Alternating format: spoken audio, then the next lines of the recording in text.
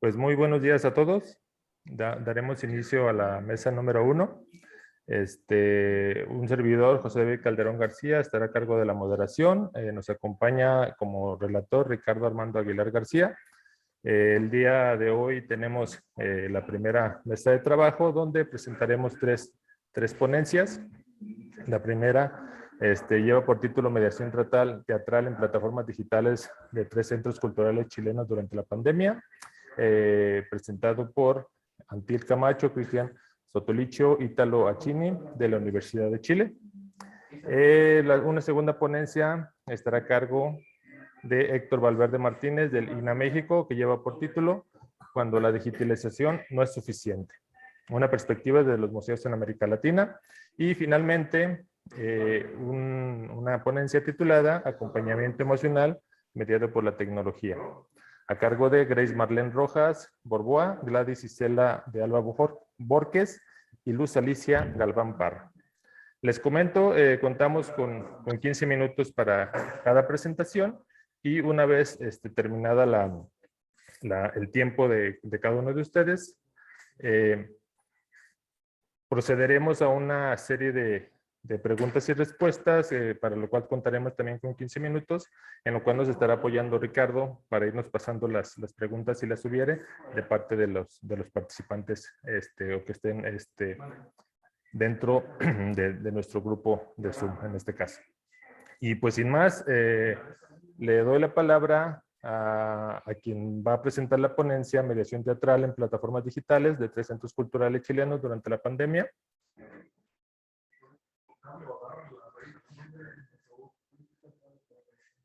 ¿Ya me escuchan?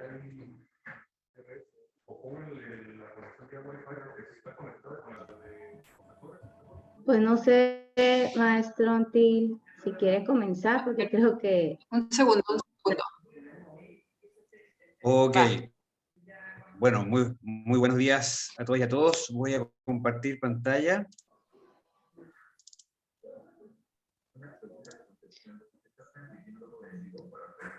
Junto a mis compañeros del equipo de investigación, Ítalo Achini y Cristian Sotolicio, estamos muy realmente no sabemos a ciencia cierta cuán chicos, altos, gordos o flacos somos, no sabemos si ni siquiera nos reconoceríamos en la calle, pero sí nos motivamos y generamos esta investigación, cada uno desde su lugar, y ha sido una experiencia también súper interesante poder realizarla y hoy día estarla presentando y compartiéndola con ustedes. Contarles que nosotros, cada uno de nosotros tres trabajamos en distintas instituciones culturales públicas en Chile y que hemos trabajado en distintas instancias en el fomento y la difusión del teatro y las artes escénicas. Y entonces por eso nos interesó conocer cómo los espacios culturales en Chile estaban abordando la difusión y la mediación en el ámbito teatral, en el contexto de la pandemia y el uso de plataformas digitales, porque sabemos que el teatro es un arte esencialmente presencial, ¿no es cierto? Entonces, ¿cómo se la estaban arreglando estos centros culturales para poder seguir trabajando en el ámbito teatral con plataformas digitales, ¿no? Entonces, el planteamiento del problema fue que en el contexto, escucho un ruido, no sé si es mío, en el contexto de la pandemia de COVID-19, los espacios culturales se han visto impedidos de realizar actividades presenciales y han recurrido a plataformas digitales para transmitir contenidos culturales y realizar mediación artística, incluyendo el teatro. Esto ha generado un cambio radical en la manera de producir el encuentro con el público o del público con los contenidos culturales, que pone en cuestión la naturaleza del teatro y también la naturaleza de los espacios culturales mismos. La presente investigación busca explorar cómo se ha realizado o cómo se realiza la mediación en teatro en 3 centros culturales chilenos, con miras a comprender las posibilidades y limitaciones que ofrecen las tecnologías de la información en el actual contexto de distanciamiento físico. Es una investigación que abarcó a 3 centros culturales, acá les queremos mostrar. En primer lugar, el Centro Cultural Gabriela Mistral, ubicado en la ciudad de Santiago, en el epicentro de Santiago, en el barrio en la Alameda, creado el año 2010, donde en un antiguo edificio creado en el gobierno de la Unión Popular, Salvador Allende, que luego fue utilizado por la Junta de Gobierno de la dictadura de Augusto Pinochet como centro de gobierno cuando estaba bombardeada la Moneda, el Palacio de Gobierno, y luego el año 2010 se lo transforma en un centro cultural, que es el centro cultural más grande de Chile. El Centro Cultural Corp Artes, perteneciente al grupo empresarial Corp Group, que es uno de los más grandes de Chile, y que decide generar un centro cultural propio. Entonces lo incluimos también para tener una mirada o la perspectiva de los centros culturales privados. Y el Parque Cultural de Valparaíso, ya fuera de la región metropolitana de Santiago, este es un centro cultural creado a partir de la antigua cárcel de Valparaíso, y allí también se la transformó en un centro cultural que está junto con el Centro Cultural Gabriela Mistral, es uno de los más grandes de Chile. Todos estos centros culturales realizan entonces, y uno de sus desafíos principales tiene que ver con la mediación en general en las artes y también en el ámbito del teatro. Los objetivos de la investigación fue conocer la experiencia de mediación artística en teatros en estos 3 centros culturales en Chile, en el contexto de distanciamiento físico y uso intensivo de plataformas digitales provocado por la pandemia de COVID-19. Y ahí lo que nos interesó en términos de objetivos específicos fue detectar las problemáticas específicas de la relación entre mediación artística y la creación y los procesos creativos. Ya que vamos a ver que sean cosas bien interesantes. Indagar el potencial de adecuación del teatro al formato de plataformas digitales como espacios y plataformas de mediación, y determinar la efectividad de las acciones de mediación artística en teatro mediante plataformas digitales implementadas a relación de distintos públicos, ¿no es cierto? Cómo han reaccionado los distintos públicos a estas mediaciones. Y finalmente indagar también cómo se ha transformado la manera de entender el rol de estos espacios culturales en este contexto, en este nuevo formato que estamos viviendo. En cuanto a la metodología, el criterio de selección de estos espacios fue básicamente que tuvieran una unidad de mediación constituida y funcionando, ¿no? Sabemos, seguramente igual que en México, en Chile, uno de los principales temas que tienen que abordar los espacios culturales es la mediación para poder involucrar a públicos que normalmente no participan de estas ofertas culturales, ¿no es cierto?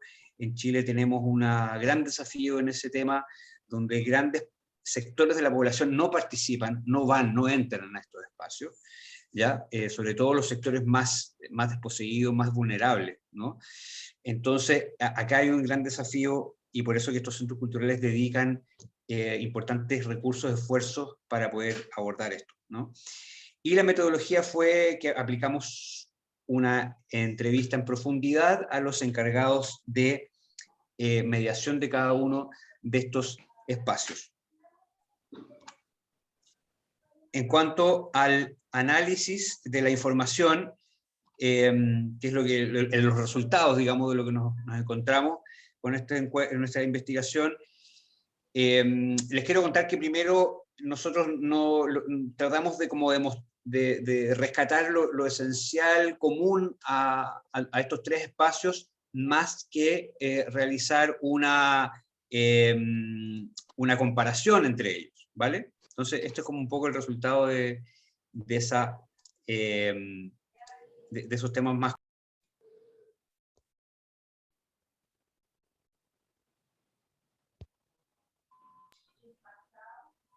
Bien, entonces, ¿qué es lo que nos encontramos? En términos de información sobre las unidades de cultura, todos estos centros culturales poseen una unidad de mediación dotadas de orientación, con orientaciones de trabajo, planificación, con equipos que van entre 6 personas a 20 personas, en el caso del GAM, con profesionales especializados y con un presupuesto anual. Cuentan con salas de exhibición de teatro implementadas con las mejores condiciones a nivel nacional, estos 3 espacios, y siguen una línea de expresiones contemporáneas principalmente, todos ellos, ¿ya? En el ámbito del teatro. Y trabajan con comunidades territoriales y comunidades específicas en sus acciones de mediación. Algunas actividades destacadas que hicieron en el ámbito del teatro y la mediación en el teatro. En el caso del Centro Cultural Gabriela Mistral, GAM, montó una obra de un dramaturgo sueco, ¿no es cierto?, que se llama Mentes Salvajes, y que son personajes que tienen un síndrome que es como de fantasía exagerada, y les cuesta distinguir entre la realidad y la ficción o sus imaginaciones. Y esta obra se hace por medio de Zoom. Los actores y actrices están desde sus casas actuando, ¿no es cierto?, que es lo que podemos ver ahí. Entonces, se ocupa el formato del Zoom, ¿no es cierto?, de la plataforma, para la obra, el formato de la obra misma, ¿no es cierto? Entonces ahí también tenemos esta mixtura entre el formato de la mediación o de la exhibición con la obra, que se funden en este caso, ¿no? Eso es interesante. En el caso del Corp Artes, realiza el primer Festival Internacional de Teatro Online, y el Parque Cultural de Valparaíso, una obra de teatro que se llamó 4S, con la compañía de teatro La Peste, que alude al hecho histórico del día en que se eligió y ganó la elección presidencial Salvador Allende, el 4 de septiembre de 1970. Y entonces la obra muestra o dialoga de cómo vivieron ese momento histórico personas que están vivas hoy día y que vivieron ese momento, y jóvenes de 17 años que ni siquiera tenían idea de este momento histórico. Nosotros, a partir de eso se da toda una reflexión sobre la historia de Chile y el Chile actual, pero también integrando a los actores con el público, ¿vale? Aquí se repite esta integración entre la creación y la mediación. Enfoques de mediación artística, que quisimos saber qué tipo de enfoques tenían, y nos encontramos con que todos desarrollan enfoques propios, ¿no?, a partir de distintos referentes teóricos y de distintas experiencias, pero desarrollan sus propios modelos de mediación, lo que también resulta muy interesante, ¿no es cierto? También tiene un enfoque bastante progresista, digámoslo así, de la mediación, más allá de concebir al público como un sujeto pasivo, lo conciben como un sujeto activo, ¿no es cierto? Y potencian las herramientas y consideren que la mediación viene a potenciar las herramientas de cada persona, que cada persona tiene como un sujeto crítico y creativo y activo.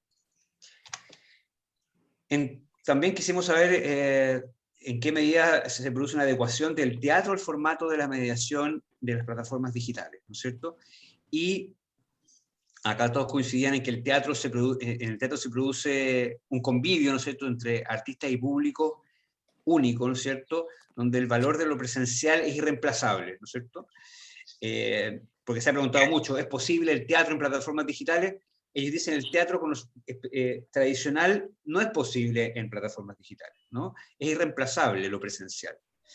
Pero al adaptar el teatro a las plataformas digitales se produce una transformación radical de la naturaleza del hecho artístico teatral. El teatro deja de ser teatro, entendido como un hecho presencial único y efímero, y pasa a ser un contenido mediado por la tecnología. En lo que se transmite mediante las plataformas digitales no hay un encuentro ni un tiempo, no hay un encuentro ni en un tiempo ni en un espacio compartido. Porque la obra puede estar instalada en una plataforma en internet y tú la puedes ver en la mañana, en la tarde, en otro tiempo que el tiempo donde se hace la obra, ¿no es cierto? Y a muchos artistas les ha costado apropiarse de estos formatos digitales, también nos mencionaron. Pero pese a ello reconocen que el contenido digital de todas maneras tiene un valor artístico, ¿no? Pero es otra cosa, ¿ya? Con respecto a qué tipo de públicos ha sido más efectiva la mediación artística por medio de las plataformas digitales, nos contaron que las personas mayores han sido un grupo que se ha integrado activamente, lo que fue como una sorpresa para ellos, ¿no es cierto? Un público que normalmente no participaba a través de Internet, lo está haciendo activamente, y las actividades entre personas mayores y jóvenes también, mixtura entre distintos tipos de públicos, también les ha resultado interesante. Y lo más difícil ha sido el trabajo con los niños, ¿no es cierto?, ya que dependen de sus padres para poder estar conectados a las plataformas. También en cuanto a los resultados obtenidos en las acciones de mediación, nos manifestaron que luego de la creciente demanda de contenidos artísticos digitales durante la primera fase de la pandemia, se produjo una caída en la participación en las plataformas, ¿no es cierto? Aclararles que nuestra posición, nuestra investigación abarca los primeros 6 meses de la pandemia, ¿no es cierto?, entre marzo y septiembre del 2020, ¿no? Entonces, todos ellos coincidían en que luego de un primer momento de entusiasmo y crecimiento de la demanda por contenidos culturales, vino una baja, ¿no es cierto? En este periodo se ha logrado un mayor alcance en distintos perfiles de públicos y un aumento neto en la cantidad total de audiencias, ¿no? Pese a lo anterior, ellos coinciden en que el impacto cuantitativo de la cantidad de públicos a los cuales se están llegando ha aumentado considerablemente, ¿no es cierto? Porque antes tenían una función con 40 personas y ahora tienen 100 o 200 personas participando en una actividad online, ¿no? Y además personas que están en distintos lugares del mundo, ¿no? Entonces el impacto que tiene a través de las plataformas digitales es muy grande y también lo valoran, ¿no? Y algunas unidades de mediación se involucran en el proceso creativo, como les mostrábamos en las obras que mencionábamos arriba. Se produce, la unidad de mediación se involucra en el proceso creativo mismo, ¿no? En la obra 4S y también en la obra del GAM, ¿no? Lo que también creemos que es como un signo de algo que se está dando y que se da gracias también a las plataformas digitales. 3 minutos, Santil. Sí, y para ir terminando, ¿no? Eso es como el grueso de la investigación en estos 3 ámbitos, ¿no es cierto? En el ámbito de la mediación y el proceso creativo, la relación de las plataformas, de la mediación en plataformas y los públicos, y también el rol de los espacios culturales en este nuevo contexto, digamos, ¿no es cierto? Entonces, nos quedan algunas preguntas, que más que conclusiones queríamos dejar planteadas algunas preguntas para seguir investigando, ¿no es cierto?, y para seguir debatiendo. ¿Cómo se verá afectada la relación entre los procesos creativos de las artes escénicas y la mediación artística con el uso de las plataformas digitales? ¿De qué manera evolucionará la creación de públicos para las artes escénicas mediante estas plataformas? ¿Cómo se verá transformada la manera en que se conciben los espacios culturales en cuanto a los contenidos que difunden y a su relación con su territorio? ¿Y qué valor adquirirán las actividades presenciales luego de la pandemia, ¿no es cierto? Y finalmente, ¿qué nuevas estrategias pueden desarrollar los centros culturales para hacer seguimientos de sus públicos con las herramientas que ofrecen actualmente las plataformas digitales? Hay una foto entonces del equipo investigador y muchas gracias por escucharnos.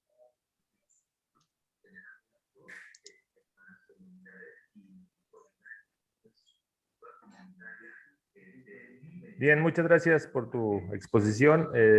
Sin más, le damos la palabra al siguiente ponente, que es Héctor Valverde Martínez del INA México, con la ponencia Cuando la digitalización no es suficiente, una perspectiva desde los museos en América Latina. Tienes la palabra, Héctor.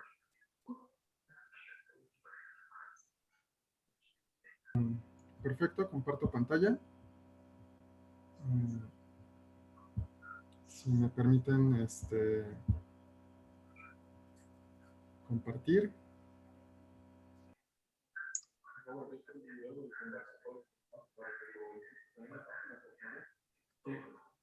¿Ya tienes el permiso?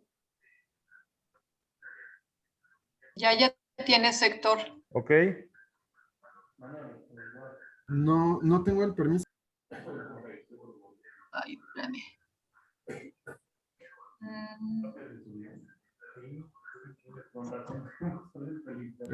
¿Listo? Me habían silenciado. Ya. A ver. Listo. Sí. Entonces, bueno, en primer lugar quisiera agradecer al foro por darme la oportunidad de presentar. Esta ponencia forma parte de mi tesis de grado de maestría y también la pueden encontrar en el Journal of Multicultural Discourses. Bueno, para comenzar, quisiera mencionar que vivimos en un momento coyuntural que se caracteriza por un conglomerado de sujetos individualizados con distintas lógicas de interacción que van desde un cambio en la forma de producir, de consumir y cómo interactuamos entre nosotros. Esto también se caracteriza por una necesidad de inmediatez y de presentismo, lo que impulsa un ideal moderno para reconfigurar las viejas dinámicas por unas nuevas. Las implicaciones que las nuevas tecnologías tienen en la vida cotidiana se hacen patente a través del surgimiento de otras formas de estar en el mundo, las cuales requieren de la mediación de los dispositivos digitales para interactuar con el entorno y, por tanto, los museos no están ignorando esta nueva realidad. Es importante tomar en cuenta que,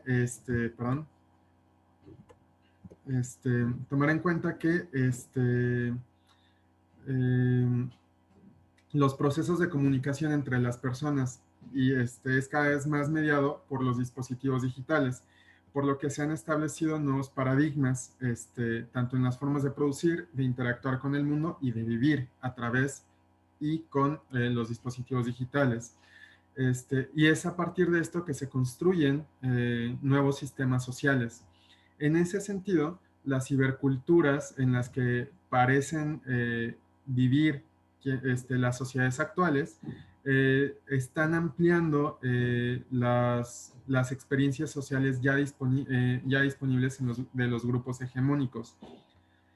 En este contexto, los museos preocupados por mantenerse actualizados y hacer uso de los dispositivos tecnológicos, cada vez más están incursionando en el uso de herramientas digitales para tratar de vincularse con sus públicos, mantener su flujo y atraer nuevos públicos con formatos frescos. Sin embargo, esta digitalización plantea otra serie de problemas que tienen que ver con aspectos políticos, sociales y económicos. Entonces, en ese sentido también pareciera que los dispositivos digitales no se están integrando con base en las lógicas, más bien, los dispositivos digitales en los museos no se están integrando a partir de las lógicas de operación de los mismos dispositivos digitales, o de su uso o de su forma de las formas en que se pone en común a partir de los dispositivos. Lo que pareciera que lo que se está haciendo es trasladar nada más el espacio físico al espacio virtual. Sin embargo,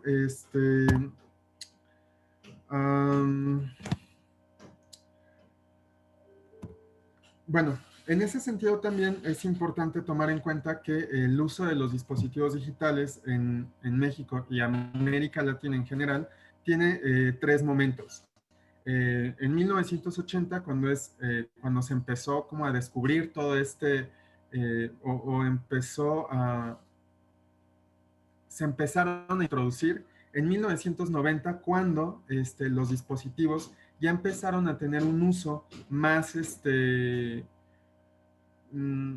más aterrizado en ciertas necesidades de los museos que tenían que ver principalmente con sistemas de catalogación y a partir de 2008 y al presente con otras formas de presentar contenidos y de generar nuevas experiencias dentro de los espacios museales.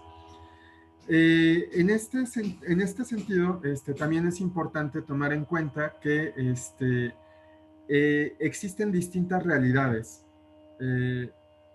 y entonces los distintos grupos sociales se van a acercar a los museos desde el contexto en el que se encuentran, van a leer a los museos desde esa posición en la que están, y en ese sentido la demanda de los dispositivos digitales que realicen va a condicionar la relación que establezcan con los distintos museos, o bueno, con los distintos espacios, y en este caso con los museos. En ese sentido, también es importante tomar en cuenta que los museos están respondiendo a estas nuevas demandas a partir de ciertos contextos que no le permiten a los museos mapear en su totalidad las distintas realidades que se viven en los distintos contextos latinoamericanos.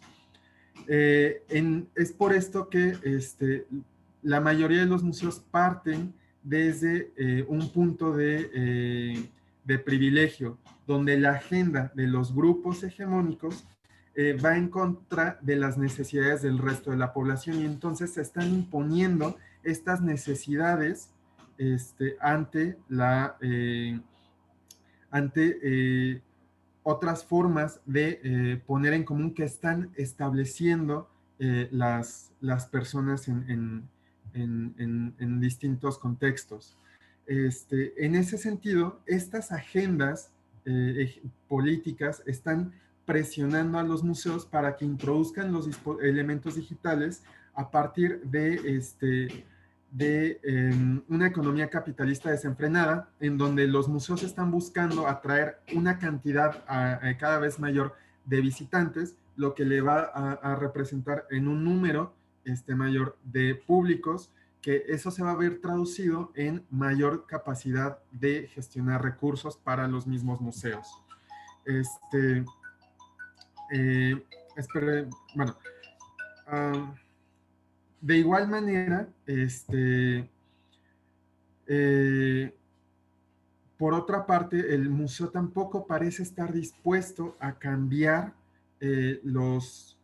las formas de relacionarse con sus distintos públicos, por lo que la introducción de los dispositivos digitales, si bien por un lado parece una prótesis que está nada más para remediar un aspecto estético del museo, por otro lado también está acentuando esa brecha social, cultural, económica y política que existe en el museo. Para esto me gustaría retomar una anécdota de Duncan Cameron, en donde él en una visita que hizo con una delegación de Canadá a México, cuando acababan de abrir el Museo Nacional de Antropología, cuando las autoridades de México estaban presumiendo este nuevo museo, que fue un hito en su momento, se percataron que afuera había un niño que vendía dulces, y cuando las autoridades le dijeron al niño, oye, ¿por qué no entras? Este espacio fue creado para ti, lo hicimos para que tú puedas gozar de toda la majestuosidad que hay de las culturas del pasado, etc. Y la respuesta del niño fue, es que los pisos de mármol son muy fríos para mis pies descalzos. En ese sentido, o sea, con esta anécdota nos damos cuenta de esa ruptura que existe entre el museo con las sociedades. Y en este afán de democratizar, de igual manera estamos reproduciendo esas mismas brechas. En ese sentido, cuando se están introduciendo los dispositivos digitales en los espacios, de igual manera se sigue reproduciendo esta situación del niño con los pies descalzos, porque el museo no está dialogando con quienes lo están visitando. Los museos están introduciendo dispositivos digitales que priman la visión y a partir de la introducción de pantallas. No están tomando en cuenta a distintos públicos, a distintos visitantes, como pueden ser personas con discapacidad motriz, con discapacidad auditiva, con discapacidad visual, y ya no hablemos de personas exclusivamente con discapacidad, sino también hablemos de personas, de adultos mayores que no están familiarizados con el uso de estos dispositivos y entonces al acercarse a manipular estos aparatos, pues se enfrentan con el desconocimiento de cómo operan, con el miedo de saber, de no saber si lo van a romper o no lo van a, o va a seguir funcionando después de que le aprieten los botones. También se encuentran con esta brecha social y económica en donde hay personas que nunca han tenido acceso a estos dispositivos y entonces cuando se aproximan al uso de los dispositivos quedan impresionados, pero la impresión del dispositivo prima sobre incluso el contenido mismo. Y esto nos lleva a una cuestión en algunas entrevistas que realicé a personal de los museos, en donde comentaban que pues se introducían estos dispositivos digitales con el objetivo de atender a los públicos jóvenes que son públicos digitales. Pero entonces surge la pregunta de ¿qué implica ser digital? Y ser digital va más allá de solo usar dispositivos digitales. Ser digital implica mirar el mundo con otros ojos, que los dispositivos digitales nos ayudan a mediar nuestra relación con el mundo, que la forma en que vivimos nos lleva a un desuso planificado de los objetos, donde una vez que lo abrimos, ese objeto ya es prácticamente cosa del pasado. Y lo mismo sucede con las noticias y con lo que estamos viviendo constantemente.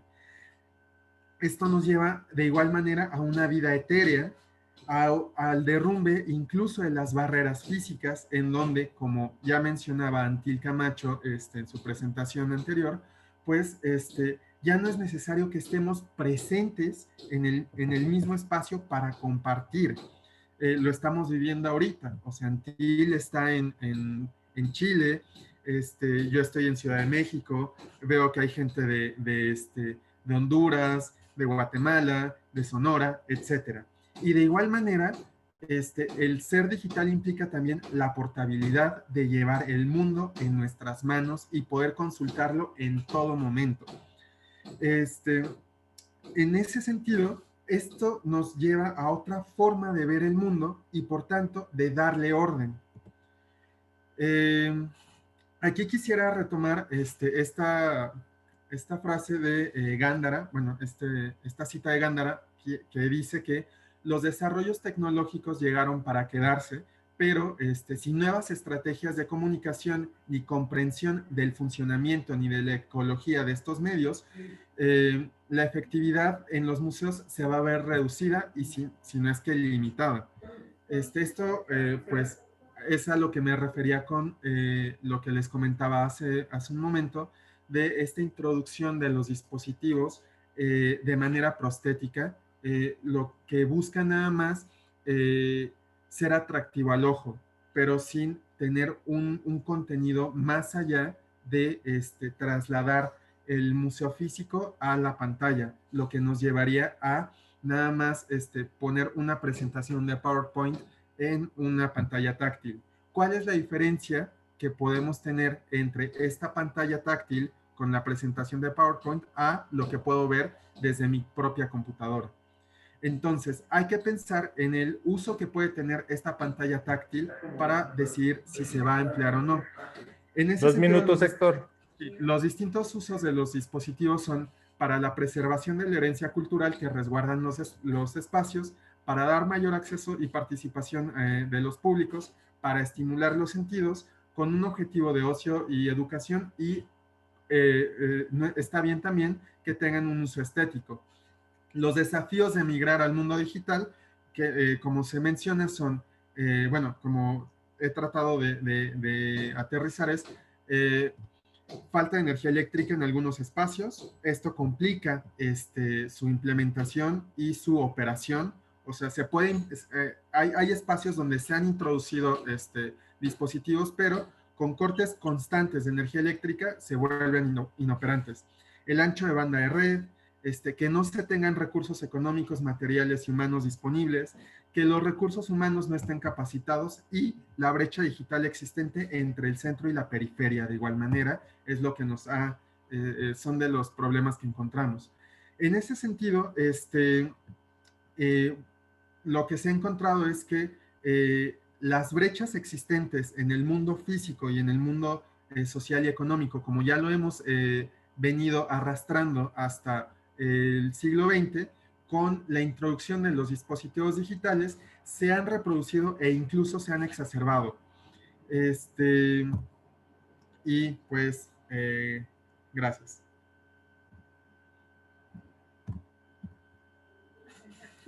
Muchas gracias, Héctor, por ajustarte al tiempo. Ahora le damos la palabra a Gladys. Gladys es quien va a exponer el tema acompañamiento emocional mediado por la tecnología. Adelante, tiene la palabra. Gracias. Buen día. Voy a compartir pantalla. Muy bien. Bien. Bueno, buenos días. Pues nosotros vamos a presentar esta ponencia titulada Acompañamiento Emocional mediado por la tecnología. Como ya lo han mencionado los compañeros de la mesa, Antil y Héctor, pues a través de las circunstancias que estamos viviendo de esta pandemia, pues también hemos visto varios efectos negativos sobre lo que es los sentimientos, las emociones, ¿verdad? Entonces, esta pandemia que vino a provocar, pues mucho aislamiento, restricciones de movimiento. ¿Por qué se dice restricción de movimiento? Porque nos limitamos a estar a cuatro paredes, en nuestros cuartos, en nuestras casas, reclusión obligatoria, daños. Esto pues nos provocaron daños psicológicos temporales y algunos se han presentado permanentes, ¿no? Como es el caso del estrés, la irritabilidad, la tristeza, la incomunicación y la incertidumbre, ¿no? Que presentamos todos los niveles, hablando desde los más pequeñitos hasta los adultos mayores, ¿verdad? Todos estamos teniendo este tipo de efectos, ¿no? Que nos está dejando la pandemia provocada por COVID-19. Bien, pues tras todo esto, nosotros, el equipo de trabajo de investigación de Itson, que en este caso conformado por la doctora Grace Rojas, la doctora Luz Alicia Galván y una servidora, pues estuvimos trabajando con unos talleres, ¿no? De arte terapia. Para esto, pues está el contexto de que los autores, diferentes autores hablaban sobre cuáles eran algunas de las acciones que se podían realizar, ¿no? Para mitigar los efectos estos tan negativos que presentaba la pandemia. Y varios autores pues mencionaban de que había que tener espacios y tiempos para uno mismo, para estar dentro de casa, pues aprender a utilizar el internet, las tecnologías, la comunicación, todos los medios, los dispositivos virtuales, ¿no? Que tenemos ahorita a nuestro alcance para poder desarrollar esas actividades, ¿no? Que nos provocaran un poquito de placer, vamos a decirlo así, o de sentimientos positivos. Luchar contra el sedentarismo, exclusivamente algunos autores se enfocaban a actividades para niños, ¿no? Como a promover actividades lúdicas, a pesar de que están,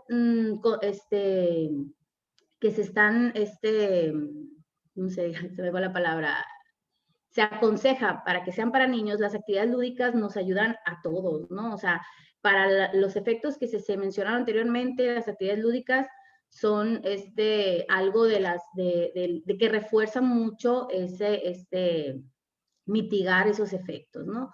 Utilizar la música como un recurso, controlar el tiempo del uso de los dispositivos digitales, porque también estar muy inmersos dentro de los dispositivos digitales, aparte de que es cansado, absorbe mucha energía, también nos aísla demasiado y nos provoca pues también lo que es los demás efectos. Bien, Pues aquí vemos que todos estos efectos, todo lo que ya se mencionó anteriormente, pues nosotros vemos que el arte, al utilizarla como una terapia, pues nos ayuda mucho a nuestra salud mental, ¿sí? Pues cómo busca la forma de readaptarse para centrarse en el manejo de emociones, contribuye a evitar el aislamiento social, los sentimientos negativos, al fungir las artes como acompañamiento grupal o individual, pues se ofrece espacios de contención, apoya el desarrollo de competencias socioemocionales y nos ayuda a verbalizar ideas, sentimientos y pensamientos. Estos beneficios, ¿sí?, nos ayudan tanto de forma presencial como virtual. Estos talleres los tenemos tiempo, ¿no? Implementándolos. Desde el 2018 se están llevando a cabo dentro de nuestra institución. En Unidad Obregón, ¿no? En Itzon Unidad Obregón. Se han conformado varios grupos, ¿no?, por semestres. Hemos estado trabajando en los periodos semestrales y en los periodos de verano desde el 2018. Casi siempre por semestre o por periodo de verano se completan o se forman de 5 a 15 grupos, ¿no?, por cada periodo. En el verano pasado tuvimos hasta 100 alumnos con grupos de 20 a 25 inscritos por grupo. Y en este verano actualmente tenemos 150 chicos inscritos, ¿no? Los talleres principalmente los imparten jóvenes que reciben una capacitación, que son pertenecientes al programa estudiantil de licenciado en Gestión y Desarrollo de las Artes, ¿no?, de nuestra institución, de ITSO.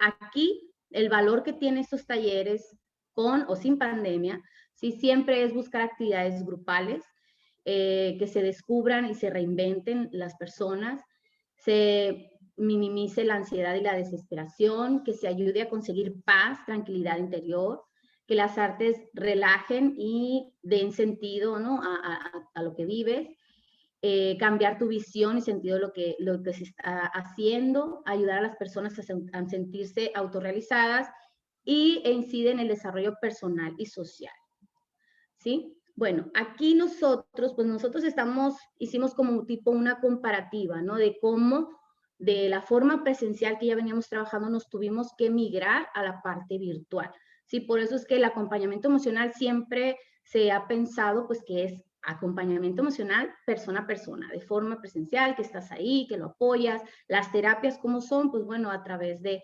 una consulta, etcétera, ¿no? Pero a raíz de esta contingencia, pues se vio la necesidad de buscar las estrategias y tratar de lograr, obviamente, lo que se hacía de forma presencial, lo más cercano a eso con la virtualidad. Y aquí pues vemos un comparativo, ¿no?, que nosotros hacíamos. Por ejemplo, la forma presencial era verse cara a cara, a los ojos. En este caso, en la virtualidad, pues es verse a través de una pantalla, como lo estamos haciendo ahorita, y pues no precisamente a los ojos, porque en muchas ocasiones, así como muchos de nosotros aquí, apagábamos nuestras cámaras, pero el estudiante o la persona que estaba tomando el taller, pues escuchaba, ¿no?, simplemente, pero no había esa conexión, ¿no?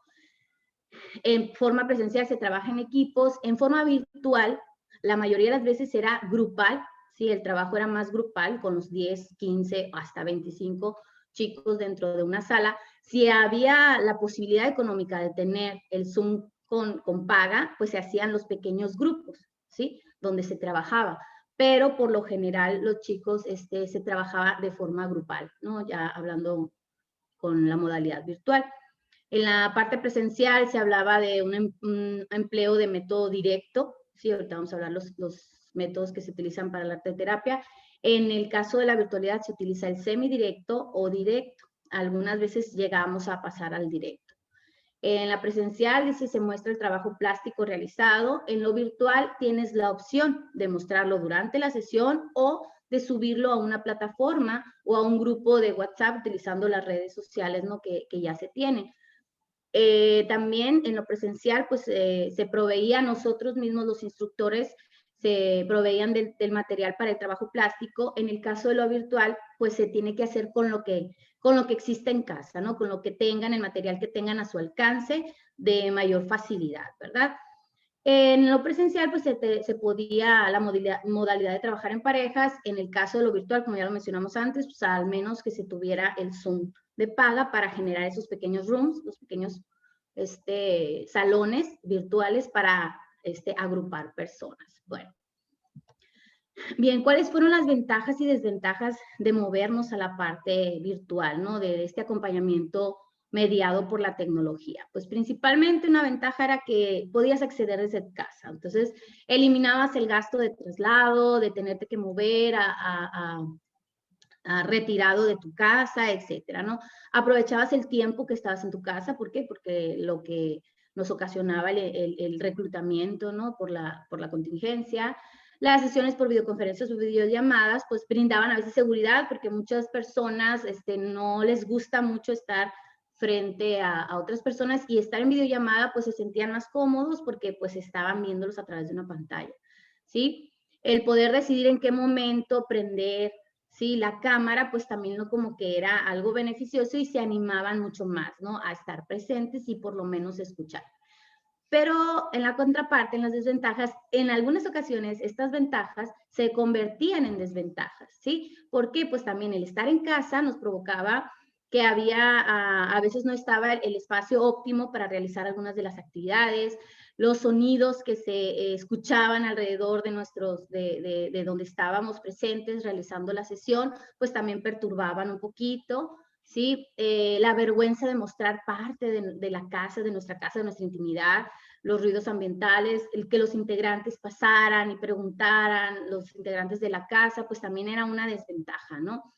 A veces que ellos querían estar en el taller y algún miembro de la casa necesitaba ocupar el dispositivo electrónico que se estaba utilizando, ¿no? Para el taller. Pues obviamente que algunos quisieron o tenían o querían, ¿no? Tener ese acercamiento a través del arte terapia, de este taller, pero no tenían el dispositivo para poderlo, o algún equipo de cómputo para poderlo llevar, ¿no? De forma virtual. Y por otro lado, pues la mayoría de los estudiantes pues no les gustaba esta modalidad, ¿no? Sabemos que todavía hay un rechazo un poquito fuerte, ¿no? A estudiar o a llevar talleres, o la parte artística, como mencionaba Antil, el teatro no lo ven igual, o sea, la parte de los museos como virtual, o sea, todavía hay mucho rechazo a estas modalidades, ¿no? Entonces también pues se presentaba como una desventaja para que tomaran estos talleres.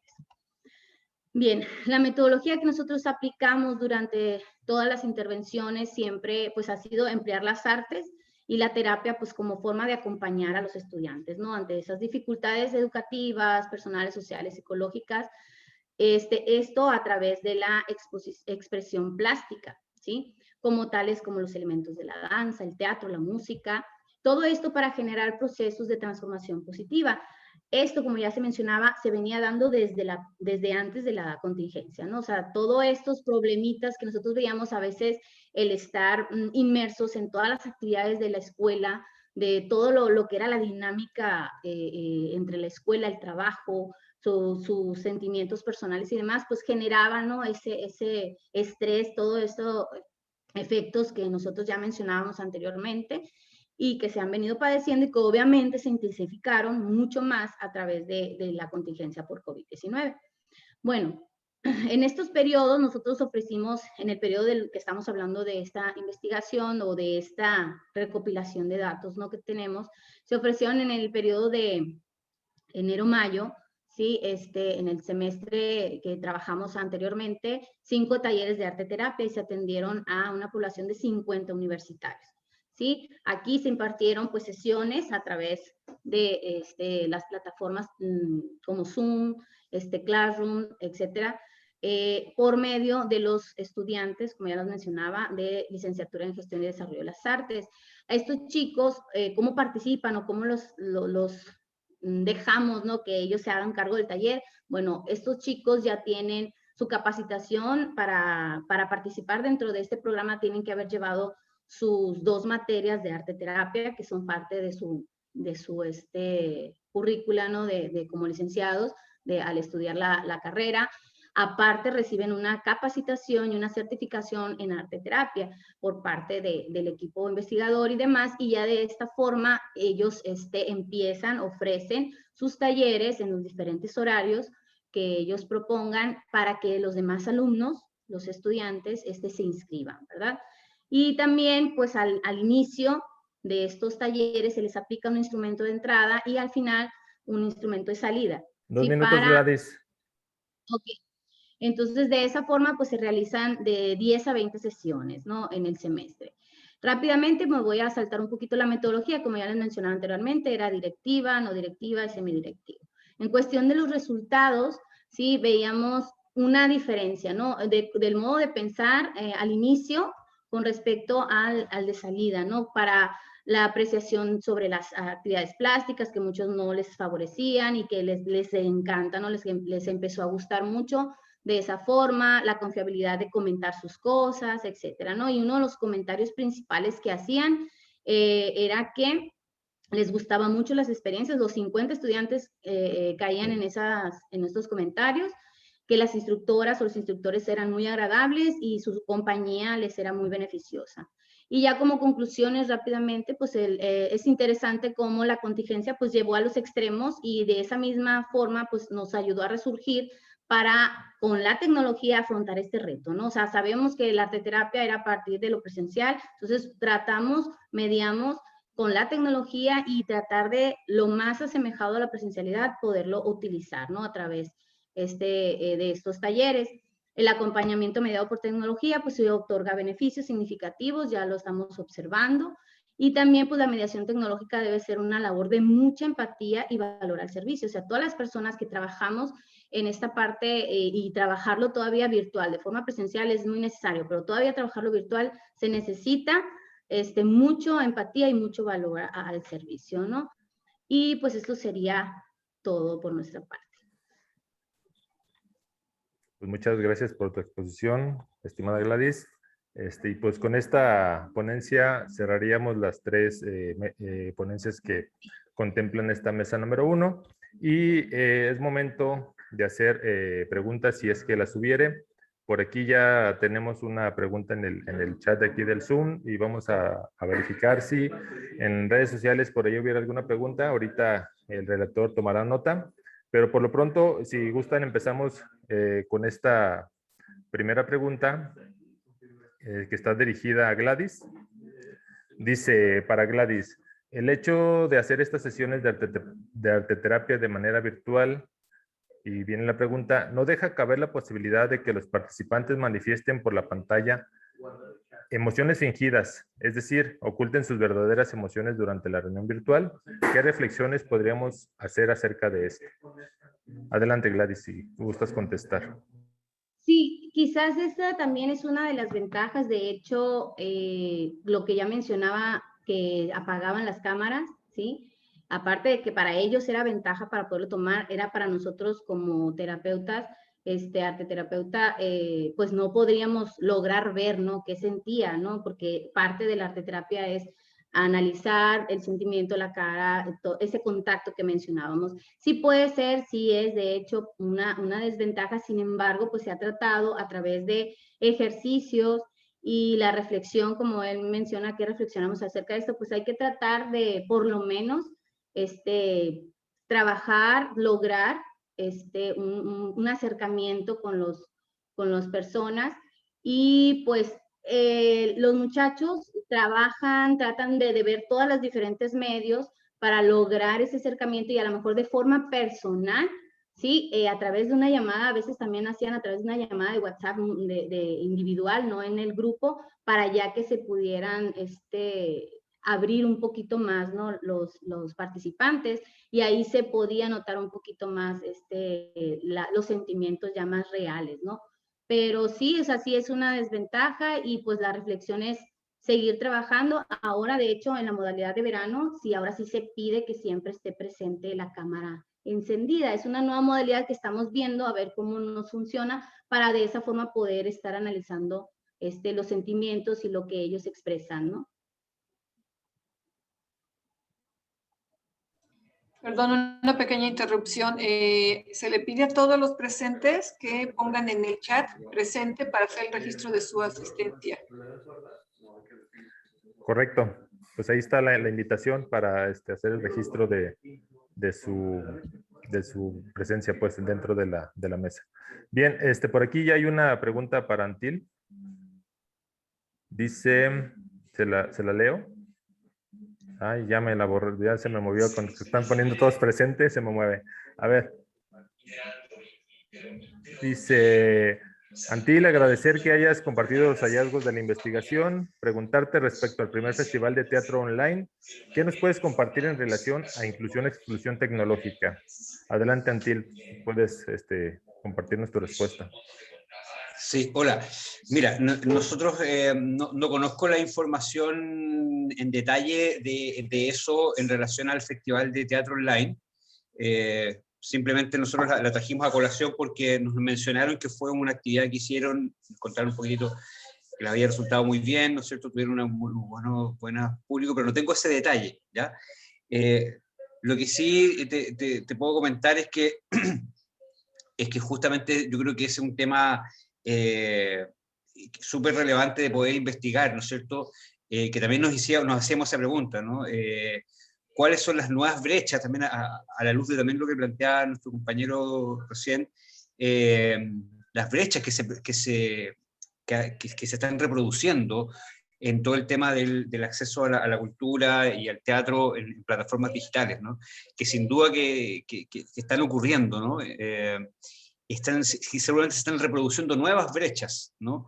Porque a la brecha social, digamos, de segmentación social, ¿no? También se suma ahora la brecha tecnológica, ¿no? Que tiene que ver con niveles probablemente de ingresos, y también tiene que ver con edades, donde hay poblaciones de más edad que se ven excluidas muchas veces. Entonces, yo creo que ese es un tema que es clave de poder investigar y poder tener información más precisa sobre ese tema. Es un buen tema para investigar, pero en este momento no tengo a la mano más información sobre eso. Gracias por la pregunta, en todo caso.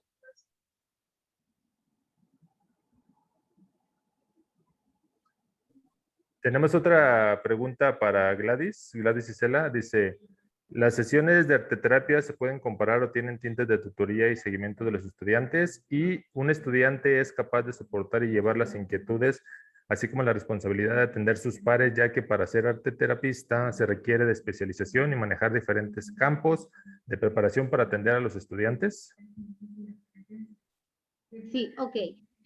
Se puede decir que sí es algo como una tutoría, ¿no? Al estudiante. Sin embargo, como ya mencioné antes, los jóvenes que participan como arteterapeutas son ya jóvenes que ya han llevado un proceso, ¿no? En el caso de la carrera de Gestión y Desarrollo de las Artes, ellos ya llevan 2 materias, ¿no?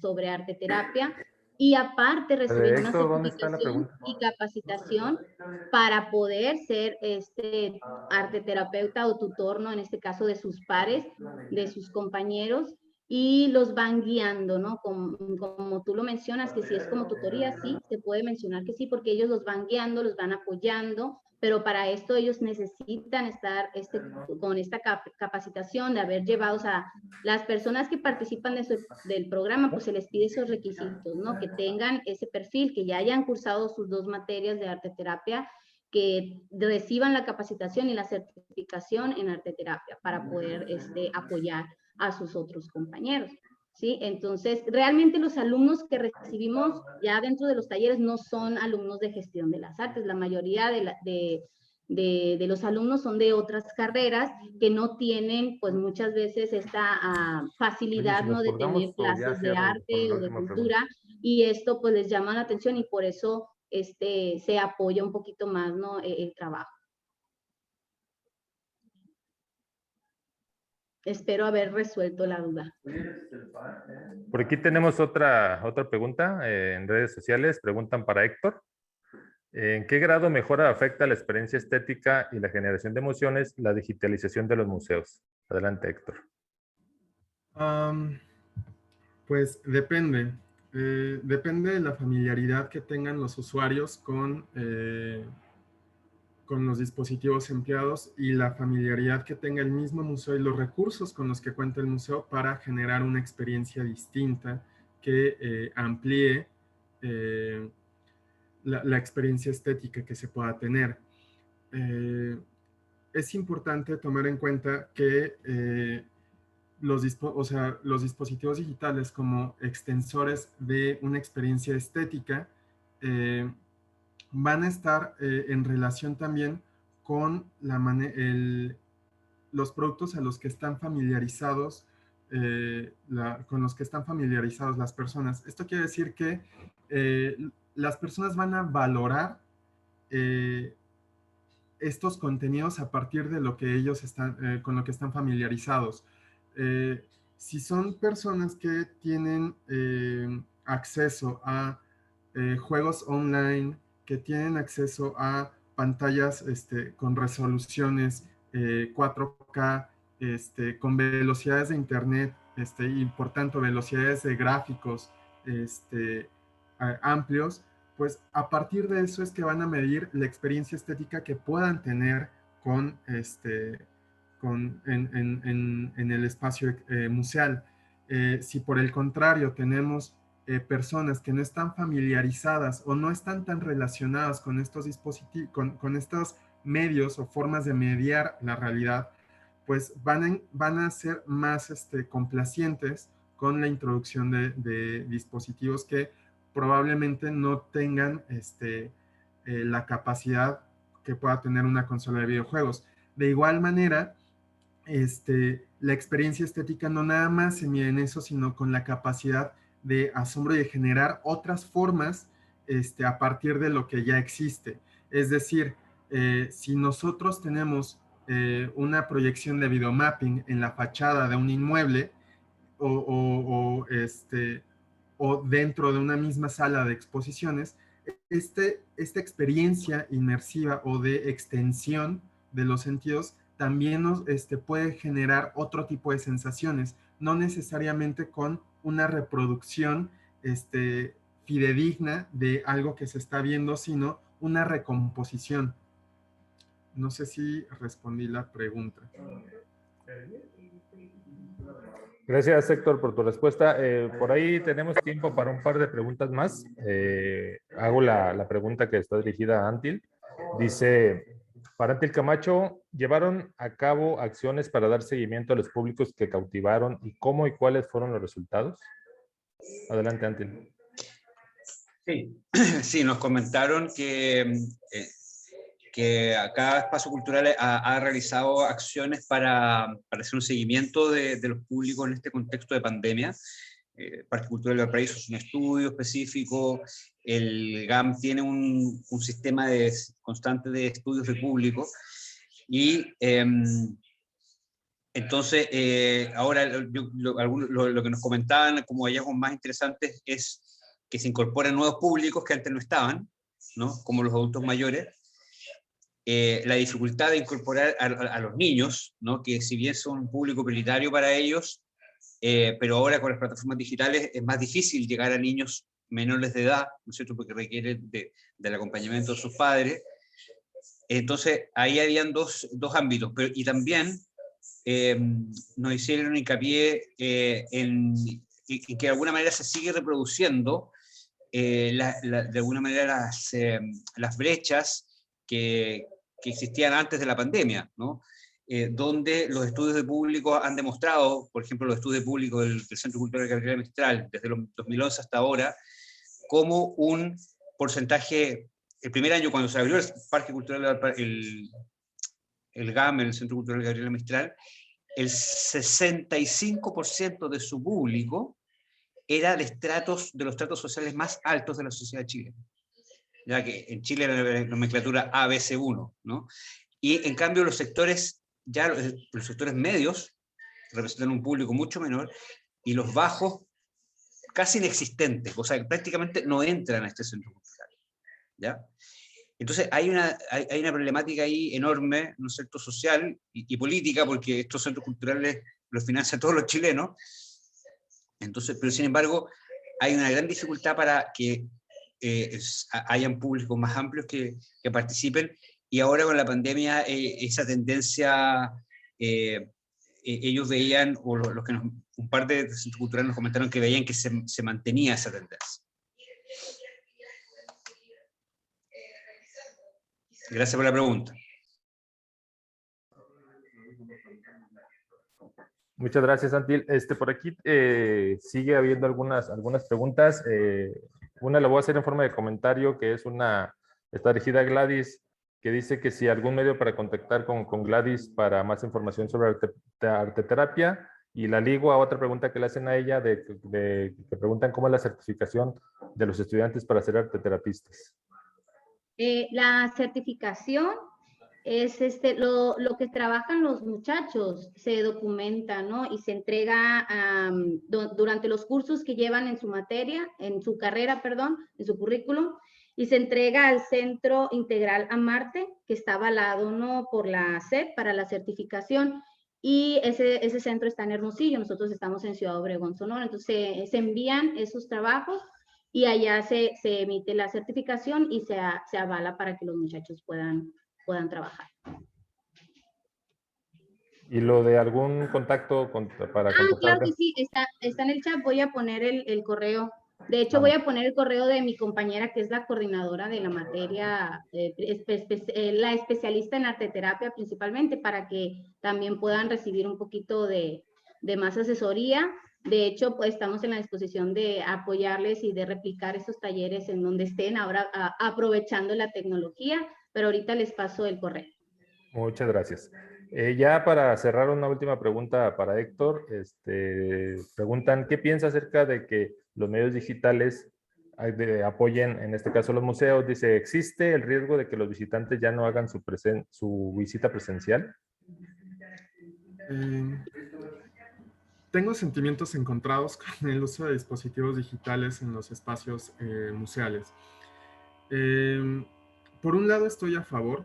La verdad es que son herramientas, son instrumentos que ayudan a la mediación de la relación entre el museo y los públicos.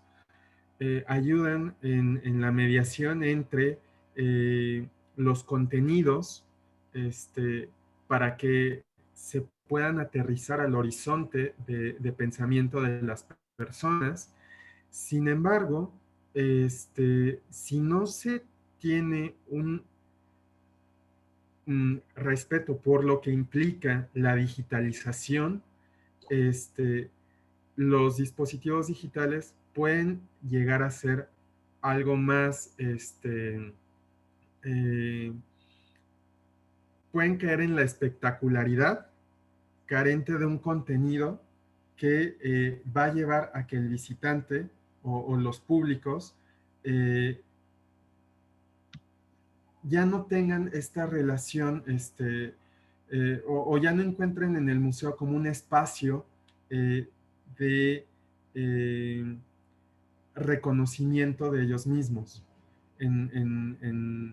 Recordemos que el museo es un dispositivo que nos permite a nosotros ubicarnos en dónde estamos, reconocernos, para también buscar construir a partir de lo que hemos visto nuestra realidad.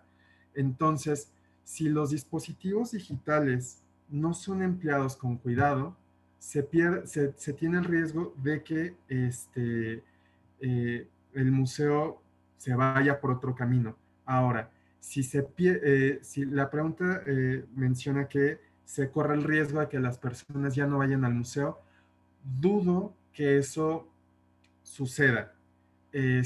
Por un lado, me gustaría remitirme también a esta situación de la gente cuando viaja. Normalmente se toma fotos en el espacio al que va. Se toman fotos en el Zócalo, se toman fotos en París, van a la Torre Eiffel, etc. Entonces, tomando en cuenta que ya existe esta manipulación de los dispositivos, de la imagen a partir de dispositivos digitales, sería muy fácil nosotros poder ponernos enfrente de una pieza, de un museo, pero al final la experiencia estética no va a ser la misma que se tenga en presencia, en la presencia física. Los dispositivos digitales nos van a permitir acercarnos o tener una aproximación, pero siempre va a haber la necesidad de este contacto físico, que es también un poco algo de lo que retomaban Antil y Gladys con el teatro y con la terapia.